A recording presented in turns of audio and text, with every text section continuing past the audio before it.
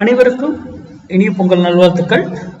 இன்னைக்கு நம்ம pre market அனலைஸ்ல எந்த ஸ்ட்ரைக் எந்த விலைக்கு சப்போர்ட் அண்ட் ரெசிஸ்டன்ஸ் எடுத்தா மார்க்கெட் என்ன டைரக்ஷன் பார்க்கலாம். அதுக்கு முன்னாடி நம்ம தினமும் ஒரு ஸ்ட்ரைக்கை சூஸ் பண்ணி சொல்றோம்னா அது நீங்க சிந்திப்பதற்காக சொல்றேங்க. ஏன் இவர் வித்தியாசமா கொடுக்குறாரு, மார்க்கெட்ல சப்போர்ட் அண்ட் ரெசிஸ்டன்ஸ் கொடுக்காம இந்த மாதிரி பண்றாருன்னு சிந்திங்க. ஏன்னா மார்க்கெட்டுக்கு டைம் வேல்யூ கிடையாது. அது 9:15 ஓப்பன் ஆகும், 3:30 க்ளோஸ் ஆகும். அது எங்க வேணா ஓப்பன் ஆகலாம், எங்க வேணா க்ளோஸ் ஆகும். ஆனா ப்ரீமியம் நீங்க சூஸ் பண்ற ஸ்ட்ரைக் அப்படி கிடையாது.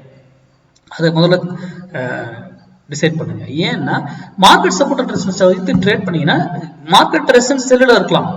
ஆனா ப்ரீமியம் அந்த இடத்துக்கு மறுபடியும் எங்க மேல இருக்கும்போது உங்க ப்ரீமியம் கீழே ஹெவியா டவுன் ஆயிடும். அப்போ ஹெவியா லாஸ் பண்ணிடுவோம். அப்போ முக்கியமா மேக்ஸ் நம்ம பாக்குறது ஃபுல்லி மேத்தமெட்டிக்ஸ் தான். நம்ம அதுபடி மட்டும்தான் எந்த news patterns any price action open interest எதுவுமே பாக்குறது இல்லை. மேக்ஸ் சம் ரூல்ஸ் அதை வைத்து நம்ம ட்ரேட் பண்றோம். அவ்வளவுதான்.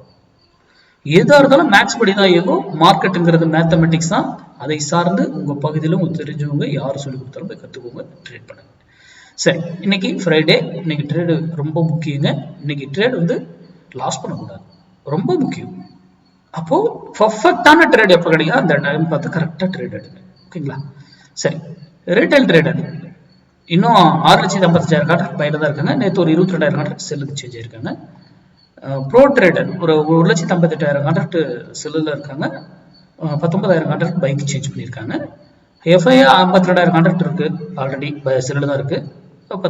இவங்க இந்த 2 பேரை மட்டும் பார்த்துக்கிட்டே வாங்க. தினமும் நீங்க உங்களுக்கு நிறைய விஷயங்கள் இதில் தென்படும். நீங்க அனலைஸ் பண்ணும்போது கண்டுபிடிச்சிருவீங்க நீங்க மார்க்கெட் இப்படி போகிறதுக்கான வாய்ப்புகள் இருக்குங்க. அதெல்லாம் இது ஒரு அடிஷனல் டூலா அதை வச்சுக்கலாம் நீங்க பார்க்கக்கூடிய மேக்ஸோட. ஓகேங்களா? சரி, இன்னைக்கு நம்ம ஸ்ட்ரைக்கு வருவோம்.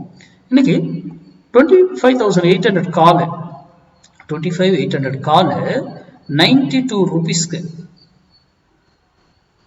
ரெசிஸ்டன்ஸ் எடுத்தா நல்லா கவனிங்க. இந்த 92 ரூபீஸ் ரெசிஸ்டன்ஸ் எடுத்ததுன்னா மார்க்கெட் ஃபால் ஆகும், நிஃப்டி 50 ஃபால் ஆகும்.